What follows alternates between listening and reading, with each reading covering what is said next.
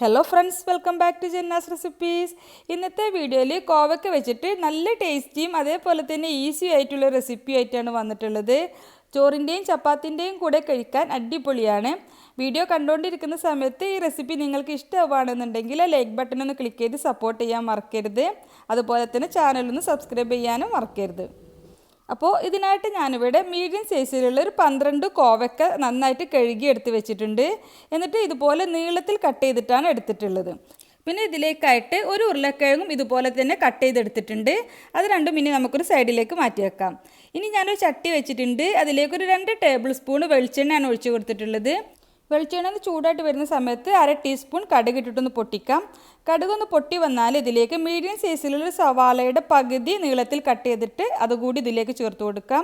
സവാള നന്നായിട്ടൊന്ന് വഴന്ന് വരണം. അപ്പോൾ ആ ഒരു സമയം കൊണ്ട് നമുക്ക് ഇതിലേക്ക് ചേർക്കാനായിട്ട് ഒരു 10 ചെറിയുള്ളിയാണ് വേണ്ടത്. ഇതിപ്പോൾ ചെറുതായതുകൊണ്ട് കുറച്ച് കൂടുതൽ എണ്ണ എടുത്തിട്ടുണ്ട്. പിന്നെ ഒരു 5-6 വെളുത്തുള്ളി, ഒരു 4-5 വറ്റൽമുളക് എടുക്കാം. അപ്പോൾ എരിവിനനുസരിച്ചിട്ട് നോക്കിയിട്ട് എടുത്താൽ മതി. ഇനി ഇതെല്ലാം കൂടി നന്നായിട്ടൊന്ന് ചതച്ചെടുത്തതിന് ശേഷം നമ്മളിവിടെ വഴറ്റി വെച്ചിട്ടുള്ള സവാളയിലേക്ക് ചേർത്ത് കൊടുത്തിട്ട് നന്നായിട്ടൊന്ന് വഴറ്റിയെടുക്കുകയാണ് വേണ്ടത്. അപ്പോൾ വഴറ്റിയെടുക്കുമ്പോൾ ഈ ഉള്ളിയും വെളുത്തുള്ളിയൊക്കെ നന്നായിട്ട് മൂത്ത് വരുന്ന മണം വരുന്ന സമയം വരെ നമുക്ക് നന്നായിട്ടൊന്ന് വഴറ്റിയെടുക്കാം. നന്നായിട്ടൊന്ന് വഴന്നാൽ ഇതിലേക്ക് കുറച്ച് കറിവേപ്പിലയും പിന്നെ ഇതിലേക്ക് ആവശ്യത്തിനുള്ള ഉപ്പ് കൂടി ചേർത്ത് കൊടുക്കാം. എന്നിട്ട് വീണ്ടും നന്നായിട്ടൊന്ന് വഴറ്റിയെടുത്തതിന് ശേഷം നമുക്കിതിലേക്ക് ഒരു 1/4 ടീസ്പൂൺ മഞ്ഞൾപ്പൊടി കൂടി ചേർത്ത് കൊടുക്കാം. മഞ്ഞൾപ്പൊടി ചേർത്തിട്ട് ഒന്നുകൂടി നന്നായിട്ടൊന്ന് മിക്സ് ചെയ്തെടുത്തതിന് ശേഷം നമുക്കിതിലേക്ക് കട്ട് ചെയ്ത് വെച്ചിട്ടുള്ള ഉരുളക്കിഴങ്ങ് ചേർത്ത് കൊടുക്കാം. ഉരുളക്കിഴങ്ങ് ആദ്യം ചേർത്തിട്ട് അതൊന്ന് വെന്ത് വരുന്ന സമയത്താണ് നമുക്കിതിലേക്ക് കോവയ്ക്ക ചേർക്കേണ്ടത്. അപ്പോൾ ഉരുളക്കിഴങ്ങ് ചേർത്തിട്ട് നന്നായിട്ടൊന്ന് മിക്സാക്കി കൊടുക്കുക. നന്നായിട്ട് മിക്സാക്കി കൊടുത്തതിന് ശേഷം ഇതൊക്കെ വേവിക്കാനുള്ള വെള്ളവും കൂടി നമുക്കിതിലേക്ക് ഒഴിച്ചു കൊടുക്കാനുണ്ട്. അപ്പോൾ ഇത് നന്നായിട്ടൊന്ന് മിക്സാക്കി കൊടുത്തതിന് ശേഷം നമുക്കിതിലേക്ക് വേവാൻ ആവശ്യത്തിനായിട്ട് ഒരു 1/2 കപ്പ് വെള്ളവും കൂടി ഒഴിച്ചു കൊടുക്കാം.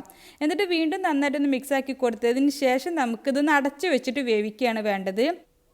ഉരുളക്കിഴങ്ങ് ഒന്ന് ചെറുതായിട്ടൊന്ന് വെന്ത് തുടങ്ങുന്ന സമയത്താണ് നമുക്കിതിലേക്ക് കോവയ്ക്ക ചേർക്കേണ്ടത്. അപ്പോൾ ആദ്യം ഇതൊന്ന് അടച്ച് വെച്ച് വേവിക്കാം. എന്നിട്ട് നന്നായിട്ടൊന്ന് തിളച്ചിട്ട് ഉരുളക്കിഴങ്ങ് ചെറുതായിട്ടൊന്ന് വെന്ത് തുടങ്ങുന്ന സമയത്ത് നമുക്കിതിലേക്ക് നമ്മൾ കട്ട് ചെയ്ത് മാറ്റി വെച്ചിട്ടുള്ള കോവയ്ക്ക കൂടി ചേർത്ത് കൊടുക്കാം. കോവയ്ക്ക ചേർത്തിട്ട് നന്നായിട്ടൊന്ന് മിക്സ് ആക്കിയതിന് ശേഷം നമുക്കിത് അടച്ച് വെച്ച് വേവിക്കണം. അപ്പോൾ മീഡിയം ഫ്ലെയിമിലിട്ടിട്ട് വേവിച്ചാൽ മതി. അല്ലെങ്കിൽ പെട്ടെന്ന് വെള്ളം വറ്റിയിട്ട് കോവയ്ക്ക ഒന്നും വേവാതെ നന്നായിട്ട് വെന്ത് കുഴഞ്ഞ പരുവത്തിലാണ് നമുക്കിത് കിട്ടേണ്ടത്.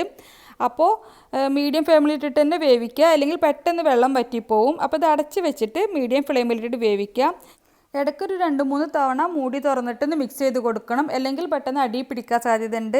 മൺചട്ടിയിലാണ് ഉണ്ടാക്കുന്നതെന്നുണ്ടെങ്കിൽ പെട്ടെന്ന് അടി പിടിക്കാൻ സാധ്യതയുണ്ട്. അതുകൊണ്ട് അതൊന്ന് ശ്രദ്ധിച്ചാൽ മതി. അപ്പോൾ മൂടി വെച്ച് വേവിക്കുക. ഇടയ്ക്ക് 2-3 തവണ മൂടി തുറന്നിട്ട് ഇളക്കി കൊടുത്തുകൊണ്ടിരിക്കുക. നന്നായിട്ട് വെന്ത് കുഴയുന്നത് വരെ, ഇതുപോലെ നന്നായിട്ട് വേവുന്നത് വരെ നന്നായിട്ട് വേവിക്കണം. അതുകൊണ്ട് തന്നെ ലോ ഫ്ലെയിമിലിട്ടിട്ട് വേവിച്ചാൽ മതി. അങ്ങനെ ആകുമ്പോഴാണ് നന്നായിട്ട് വെന്ത് കിട്ടുള്ളൂ. അപ്പോൾ നന്നായിട്ട് വെന്ത് കഴിഞ്ഞാൽ നമുക്കിതിലേക്ക് ഒരു 1/2 ടീസ്പൂൺ കുരുമുളക് പൊടി കൂടി ചേർത്ത് കൊടുക്കണം. നമ്മൾ ചേർത്തിട്ടുള്ള മുളകിൻ്റെ എരിവ് നോക്കിയിട്ട് അതിനനുസരിച്ചിട്ട് കുരുമുളക് പൊടി ചേർത്ത് കൊടുക്കുക.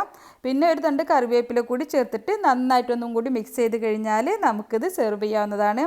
അപ്പോൾ ചോറിൻ്റെ കൂടെയും ചപ്പാത്തിയുടെ കൂടെയും അടിപൊളിയായിട്ട് സെർവ് ചെയ്യാൻ പറ്റുന്ന നല്ല ടേസ്റ്റുള്ളൊരു സൈഡ് ഡിഷാണിത്.